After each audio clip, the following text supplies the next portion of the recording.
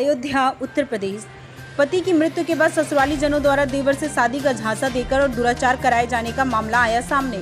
राज्य महिला आयोग से शिकायत के बाद दर्ज हुआ मुकदमा। बताते चले कि थाना क्षेत्र हैदरगंज कस्बे निवासी युवती की शादी 2012 में तारुण थाना क्षेत्र के फतेहपुर कामसीन गांव में ध्रुव पुत्र मनसाराम से हुई थी। शादी की बात से ही ससुराली जनों द्वारा दहेज की मांग को लेकर उसे प्रताड़ित किया जाने लगा। युवती अपने पति के अच्छे व्यवहार के चलते ससुराल में रुकी रही।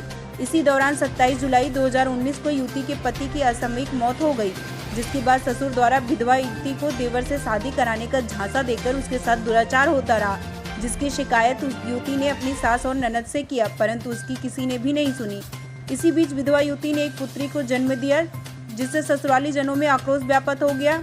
विधवा युवती अपनी जान बचाते हुए अपने मायके चली गई और इसकी शिकायत पुलिस अधिकारियों सहित राज्य महिला आयोग से करने के बाद तारुण थाने में दुराचारी सहित कई धाराओं में सास ननद सहित ससुर मनसाराम, देवर धर्मेंद्र, देवेंद्र गौतम के खिलाफ मुकदमा दर्ज हुआ। बाजार है, मेरी शादी फतेहपुर कमासीन।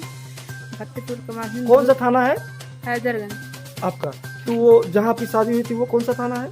उसका तारुण थाना है। हाँ, कौन सी जगह हुई थी शादी? फतेहपुर कमासीन में हुई थी, तो? ध्रुव जायसवाल के साथ। तो? उनकी मृत्यु हो जाने के बाद मेरे साथ जो है मेरे घर वालों ने दुराचार करना शुरू कर दिए। तो कौन कौन?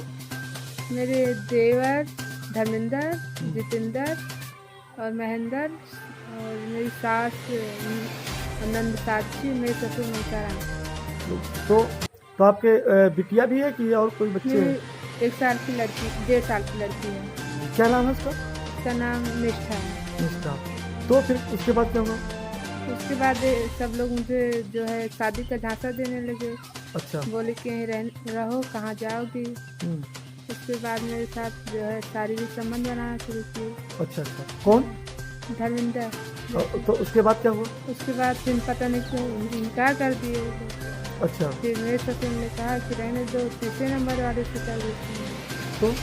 तो फिर वो भी ऐसे करके जो है इनकार कर दिए। उसके बाद ससुर भी मेरे जो है उनकी भी नीयत गंदी हो गई।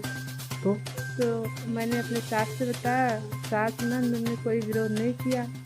तो 20 तारीख सन 2020 को दूसरे महीने को उन्होंने मुझे मार पीट कर घर से निकाल दिया। तो मैंने तारुण थाने पे रिपोर्ट दर्ज कराई। आज तक अभी तक कोई न्याय नहीं मिला। मुकदमा दर्ज हुआ कि नहीं हुआ आपका? मुकदमा दर्ज हुआ, लेकिन अभी तक कोई रिपोर्ट नहीं आया। अभी रिपोर्ट नहीं आई है। तो आप कभी थाने गई कि नहीं इस बारे पूछने? गए थे सर। तो क्या बताए वो? उन्होंने कोई जवाब ही नहीं दिया। अयोध्या उत्तर प्रदेश से आशा समाचार के लिए प्रदीप कुमार की रिपोर्ट।